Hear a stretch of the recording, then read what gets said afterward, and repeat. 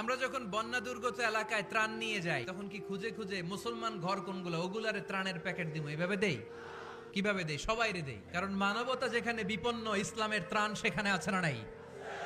ইসলাম আমাদেরকে শিখিয়েছে মানুষকে মানুষ হিসেবে কনসিডার করো। আমরা হিন্দু ধর্মের প্রতিও শ্রদ্ধাশীল, কোন ধর্মকে নিয়ে আমরা কোনো কটূক্তি কখনো করি না, তবে চিন্তার জন্য মাঝে মাঝে কিছু যৌক্তিক কথা আমরা ছুড়ে দেই, ঠিক কিনা? এটারে বলে হিউম্যানিটেরিয়ান রিলিজিয়ান। ইসলামরে বুঝে নেন, ইসলামের সৌন্দর্যটারে শিখে নেন। কত সুন্দর ধর্ম আল্লাহ আমাদেরকে উপহার দিলেন, আর এই ধর্মটারে আমরা কুৎসিত করতে করতে, কালো করতে করতে শেষ করে দিয়েছি। এজন্য অমুসলিমরা বলে মুসলমান হওয়ার দরকার নাই, আমাদের ধর্মই অনেক ভালো, কারণ ইসলামের যে সৌন্দর্য আমরা তো দেখাইতে পারি নাই। ওরা তো আমগো দিকে তাকাইলেই দেখে এ আরে বলে কাফের, ও ওরে বলে মুশরিক, ঠিক কিনা?